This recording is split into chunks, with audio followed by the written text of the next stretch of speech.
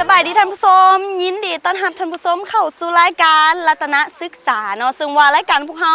นำเสนอเกี่ยวกับกิจกรรมครูอาจารย์และนักศึกษาวิทยาลัยรัตนบริหารธุรกิจนั่นเองเนาะซึ่งว่ามื้อนี้ลินจีก็มาแบบแปลกๆกันเลยเนาะซึ่งว่ามื้อนี้อาจารย์ได้พานักศึกษาจำนวนหนึ่งมาทัศนศึกษานั่นเองเนาะซึ่งว่าการทัศนศึกษาในครั้งนี้ก็อยู่ที่เมืองวังเวียงแข็งเวียงจันทน์นั่นเองซึ่งว่าตอนนี้เฮาก็อยู่ที่น้ำซองนั่นเองเนาะก็จะมีการลองเรือกันนั่นเองซึ่งว่ากิจกรรมในครั้งนี้ของนักศึกษาจะเป็นแนวใดเอาเป็นว่าในระยะหน้าพวกเฮามาติดตามกันแต่ตอนนี้ไปพักชมสิ่งที่น่าสนใจกันก่อน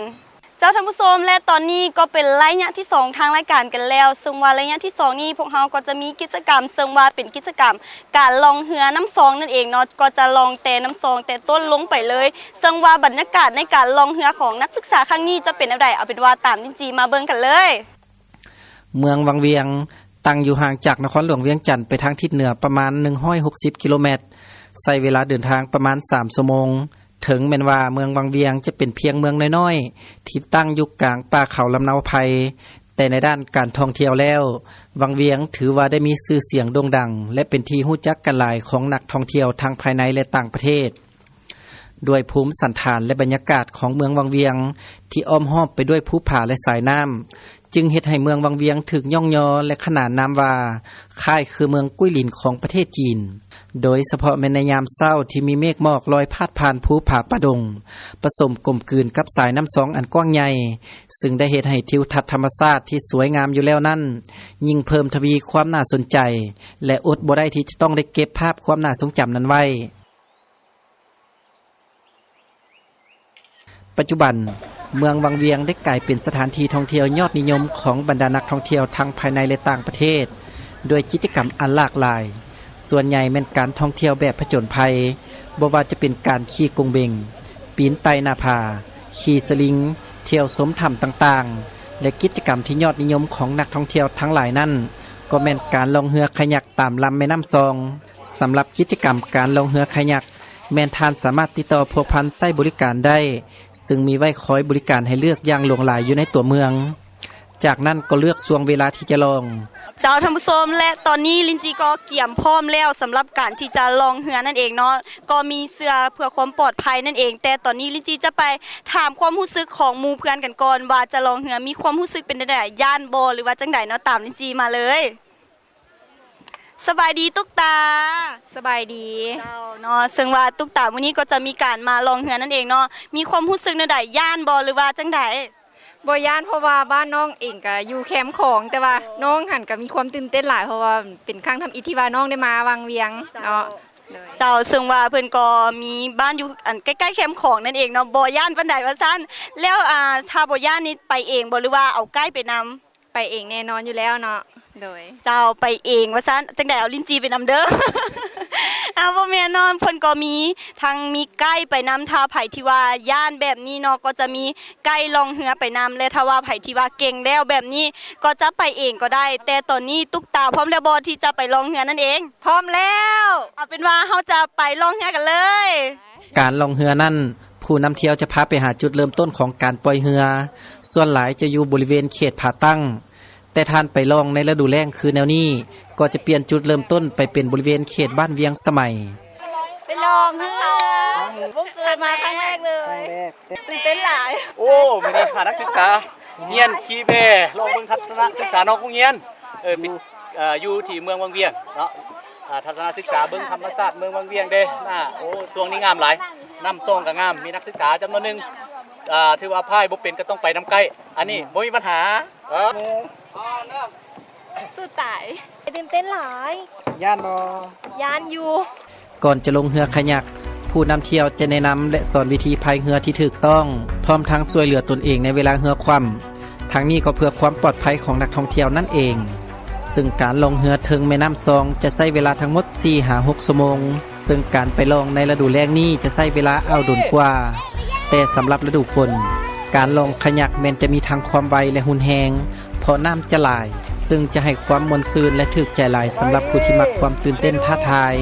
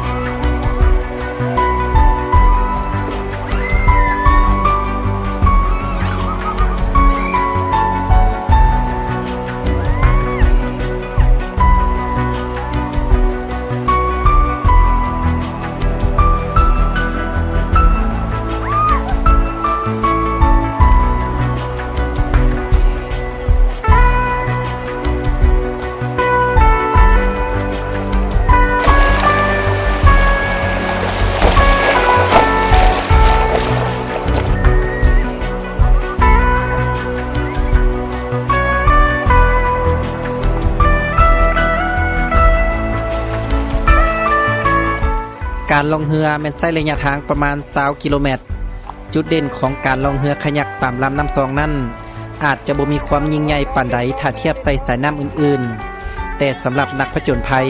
ที่มักความตื่นเต้นท้าทายในการล่องแก่งแล้วสายน้ำซองแห่งนี้แม้นมีมนต์เสน่ห์และเป็นที่นิยมกว่าสายน้ำอื่นๆในประเทศลาวเพราะสายน้ำซองแม่นสายน้ำแห่งเดียวในประเทศลาวที่มีบริการล่องแก่งแบบครบวงจรนักท่องเที่ยวจำนวนบ่น้อยแม่นเลือกเอาเมืองบางเวียงเป็นเมืองท่องเที่ยวหลายกว่าเมืองอื่นๆเพราะเมืองน้อยๆที่อ้อมรอบไปด้วยภูเขาแห่งนี้แม่นเต็มไปด้วยความน่าประทับใจของทัศนียภาพที่สวยสดงดงามซึ่งมีไว้ให้ได้สัมผัสในทุกฤดูกาลตลอดปีวังเวียงเอ่ยถ้าเคยได้มาพบเห็น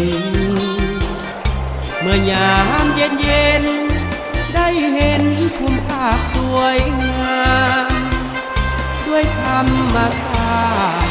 วาดไว้ให้เหืองอารามวังเวียงงามล้ำเหลือจะขนาน้ำสองไหลหมู่ป่าล่องลอยหมู่ป่าใหญ่น้อยล่องลอยเคียงคู่กันเมื่อยามคำคอยเพื่อน้อยลอยตามสายตานกเอ้ยเจิดมาตามหอมพาหน้าอ่อนซอ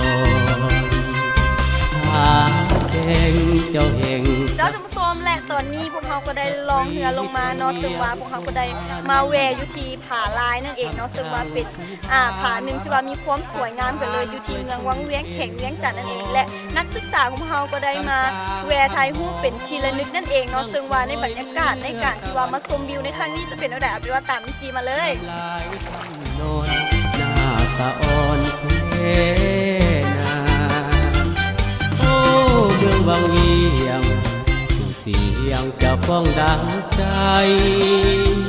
จุดเด่นของลำแม่น้ำซองบ่ได้มีเพียงแต่ความสนุกสนานในการล่องเรือขยักเท่านั้นถึงสายน้ำแห่งนี้ยังมีกิจกรรมที่สบายๆอีกหลายอย่างเป็นต้นว่าการล่องกงเบงซึ่งเฮ็ดให้ท่านสามารถนอนเอนกายอยู่ถึงกงเบงใหญ่ๆแบบเอาหลังสู่น้ำเอาหน้าสู่ทิวทัศน์ธรรมชาติที่สวยงามการล่องกงเบงจะนิยมล่องร่วมกันแบบเป็นคู่หรือแบบหมู่คณะซึ่งจะสร้างความม่วนซื่นด้วยเสียงหัวยอกย้ายกันหรือถ้าหากท่านใดมักความสบายแต่อยากล่องเรือเที่ยวชมธรรมชาติและวิถีชีวิตของชาวเมืองวังเวียงเรียบตามแคมน้ำซองก็นั่งเรือจักรเที่ยวชมแบบสบายๆได้เลยแห่งเจ้าแห่งศักดิ์สิทธิ์สถิตวังเวียงคงมันทำจังคู่บ้านตักทานสวยสุดเป็นร้อนน้ำซองแม่นแม่น้ำสายหลักที่ชาวเมืองวังเวียงนำไส้หล่อเลี้ยงชีวิตมาแต่โดนนานสายน้ำแห่งนี้แม่นมีความสำคัญต่อการดำรงชีวิตของประชาชนเป็นต้นแม่นการทำมาหากินเช่นการหาปลาเพื่อบริโภคและค้าขายการใส่อาบซักเครื่องตลอดฮอดการใส่ดื่มกินปัจจุบันย่อมมีการขยายตัวทางด้านเศรษฐกิจอย่างไววาเกิดให้มีการนำใช้เทคโนโลยีที่ทันสมัยเข้ารับใช้ในอุตสาหกรรมและหัวหน่วยธุรกิจต่างๆซึ่งมันได้สร้างผลกระทบต่อระบบนิเวศทางธรรมชาติเว้ารวมเว้าเฉพาะแม่นสายน้ำซองแห่งนี้จากเมื่อก่อนที่เคยอุดมสมบูรณ์ไปด้วยสัตว์น้ำหลากหลายชนิดได้ลดน้อยถอยลงและถ้าพวกเฮาทุกคนโดยเฉพาะแม่นนักท่องเที่ยวหากยังบ่ช่วยกันอนุรักษ์รักษาไว้ภาพวิถีการดำรงชีวิตแบบดั้งเดิมที่ท่านกำลังเห็นอยู่นี่ก็จะนับมือนับหายไป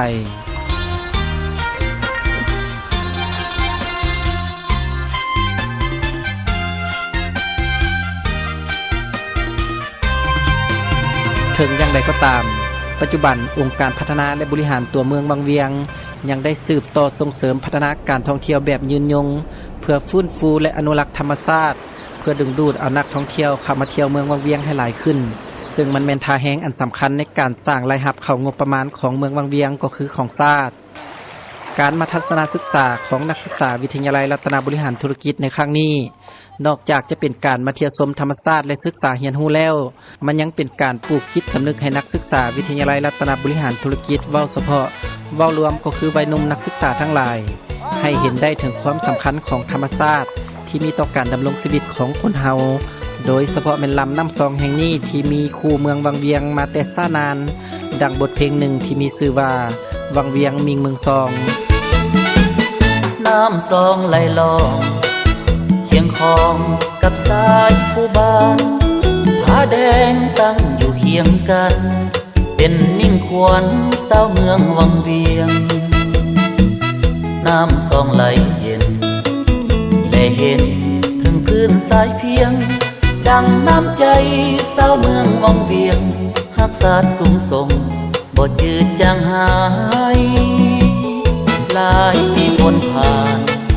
หมู่บ้านเมฆมืดบังจองจำปามาลาเคยหอมทั้งดอกขจรพัดเปลี่ยนเวียนสีโศกเศร้ามองมนทนทอละมาหลายปีลุกมือขึ้นขับไล่มานี้วังเวียงบัดนี้ยิ่งงามสดใสสมคำลือซาเตียนวังเวียงสวยสง่าปีน่าสนเก่งการักษาไว้แนวหนอเมืองซองเพื่อสร้างมั่นคงเพื่อจุดประสงค์ถูกต้องปองดองแผ่นดินแสนเพลงเมืองซองมาเป็นเจ้าของช่วยกันสร้างสรรค์แสงอรุณซองน้ำซองส่องแสงแวววาวเหมือนดังน้ำใจปอดขาวทุกเผ่าชนในแดนแห่งนี้พร้อมกายวาจารักษาชื่อเกียรติศักดิ์ศรีจงบุกหน้าก้าวขึ้นทวีร่วมสามัคคีวังเวียงเฮาเอ่ยบรรยากาศแคมป์น้ำซองในยามราตรีก็เป็นอีกบรรยากาศหนึ่งที่สร้างความน่าประทับใจให้บรรดานักท่องเที่ยวโดยเฉพาะเป็นการนั่งรับประทานอาหารค่ำชมทิวทัศน์ธรรมชาติสองฝากฝั่งแสงดอกไฟจากโรงแรมรีสอร์ทน้อยใหญ่เรียบตามน้ำซองซอกกระทบใส่แม่น้ำเป็นเงาเลื่อมระยิบระยับกลายเป็นภาพที่สวยงามไปในตัวของมันเอง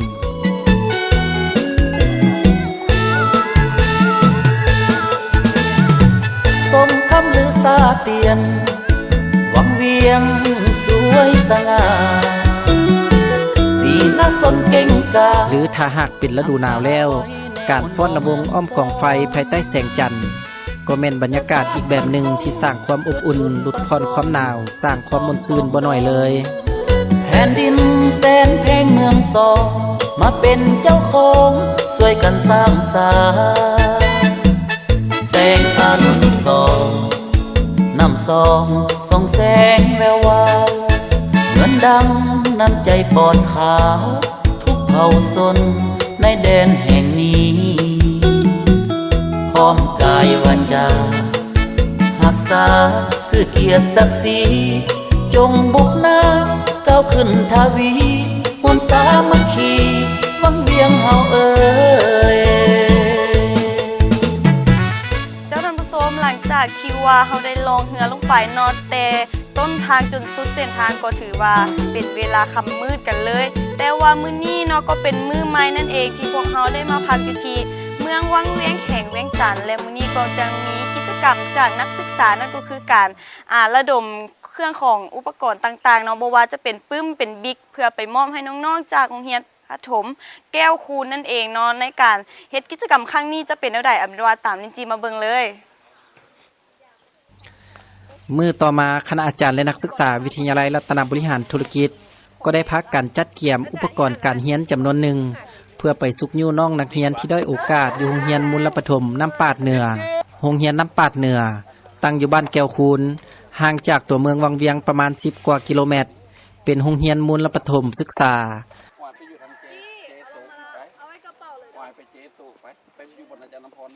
เมื่อคณะอาจารย์และนักศึกษาของพวกเขาเดินทางมาฮอดก็ถูกต้อนรับจากคณะครูพร้อมด้วยน้องๆนักเรียนด้วยความอบอุ่นเป็นกันเองผ่านมาโรงเรียนแห่งนี้เคยได้รับการช่วยเหลือจากวิทยาลัยรัตนบริหารธุรกิจมาแล้วโดยเฉพาะเป็นการมอบเงินในการนำไปปูพื้นเบตงของโรงเรียนและปัจจุบันถือว่าได้สำเร็จเป็นที่เรียบร้อยแล้วค เครื่องของวิทยาลัยรัตนบริหารธุรกิจนำมาสุกยู่และช่วยเหลือในครั้งนี้ประกอบไปด้วยปื้มเขียนบิ๊กโซดำยางลึบไม้บรรทัดและอุปกรณ์เกี่ยวกับการเรียนอื่นๆถึงว่ามูลค่าเครื่องของที่นำมามอบในครั้งนี้จะบ่หลวงลายแต่มันก็แสดงออกถึงน้ำใจความเป็นห่วงเป็นใยของนักศึกษาวิทยาลัยรัตนบริหารธุรกิจที่เห็นได้ถึงความสำคัญของการศึกษาอยู่เขตห่างไกลซอกลีกเพื่อให้เทียมทันกับการศึกษาอยู่ในเขตตัวเมืองใหญ่และอีกด้านหนึ่งก็เป็นการปลูกจิตสำนึกให้พวกเขามีน้ำใจหู้แบ่งปันและช่วยเหลือซึ่งกันและกันมื้อนี้หันในนามของทางนักศึกษาของวิทยาลัยรัตนบริหารธุรกิจในท่ามกลางบรรยากาศที่ทั่วปวงชนชาติเนาะเตรียมต้อนรับวันประวัติศาสตร์2วันประวัติศาสตร์ของชาติในนั้นก็มีวันสร้างตั้งพรรคเนาะประชาชนปฏิวัติลาวแล้วก็วันสถาปนาสปป.ลาวพร้อมเดียวกันนั้นก็แม่นเพื่อเตรียมคำรับต้อนกองประชุมใหญ่ขององค์คณะพรรคกระทรวงศึกษาธิการและกีฬาเป็นครั้งที่8แล้วก็นักศึกษาพอดีถึกช่วงระยะที่สอบสิ่งภาคเรียนที่1จบในนั้นทางนักเรียนนักศึกษาจำนวนหนึ่งโดยเฉพาะก็แม่นกลุ่มนักศึกษาที่อยู่ในสโมสรศิลปะการแสดงของวิทยาลัยรัตนบริหารธุรกิจนั้นพวกเราได้เต้าโฮมน้ำจิตน้ำใจของนักศึกษาเพื่อซื้ออุปกรณ์การเรียนเนาะแล้วก็เป็นเครื่องดื่มจำนวนหนึ่งให้แก่น้องน้อยนักเรียนเรามาฝากมาต้อนและเทื่อนี้ก็เป็นครั้งที่5ที่6แล้วก็บ่ฮู้เนาะเพราะว่าพวกเขาก็ได้มามอบเรืออยู่มาแต่ละเทื่อก็ได้มาแวะเนาะด้วยความคิดฮอดและคิดถึงสุมทางไอ้ครูแล้วก็น้องน้อยนักเรียนเนาะทุกคนอยู่ในนี้ก็เพราะว่าก็ถือว่าเป็นโนแหนงของทรัพยากรของลาวเฮาเนาะถึงว่าจะอยู่นครหลวงก็คืออยู่ในบ่อนห่างไกลซอกลีกฉะนั้นเฮาเพื่อสร้างโอกาสให้น้องน้อยนักเรียนได้เข้าเรียนเป็นปกติโดยเฉพาะการประกอบอุปกรณ์เครื่องเรียนเป็นปื้มเป็นซอเป็นบิ๊กจำพวกนี้เนาะและเครื่องดื่มจำนวนหนึ่งเนาะให้แก่น้องน้อยนักเรียนมาฮอดนี้ก็ขอโอกาสอวยพรเนาะให้แก่บรรดาอำนวยการกับคณะผู้สอนเนาะอยู่โรงเรียนเขียวคูนจงมีสุขภาพเข้มแข็งมีอายุมั่นขวัญยืนนำพาสิทธิสอนความรู้ให้แก่น้องน้อยนักเรียนมีความรู้ความสามารถเนาะเพื่อจะไต่เต้า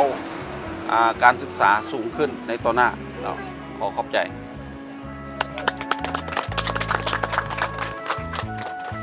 การมอบเครื่องดังกล่าวได้ดำเนินไปด้วยบรรยากาศแห่งความเบิกบานม่วนซื่นที่เต็มไปด้วยความสุขทั้งผู้ให้และผู้รับซึ่งมันเป็นภาพบรรยากาศที่น่าประทับใจอย่างบ่มีวันหลงลืมได้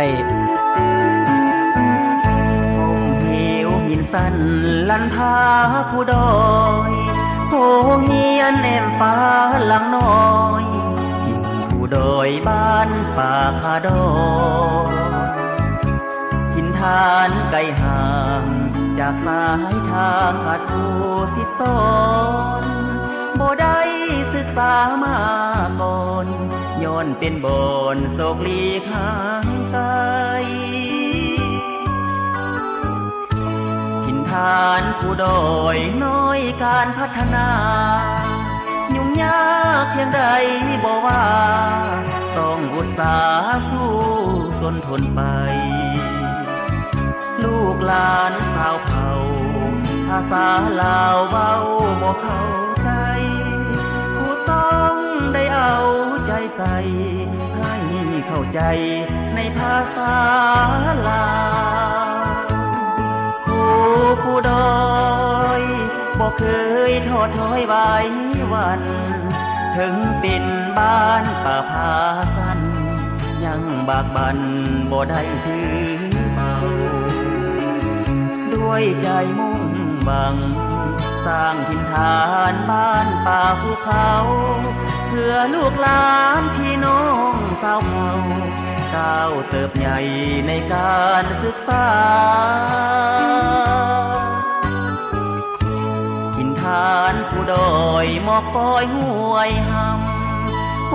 เงียนเอ็มป่าหลังต่ำยัง ยังสวยงาม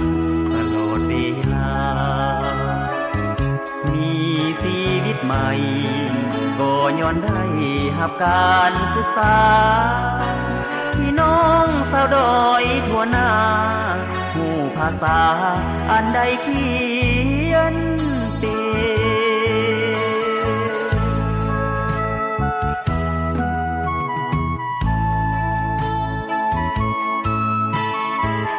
ตีนรถได้หมุนปินเคลื่อนย้ายผ่านกายหน้าโรงเรียนไป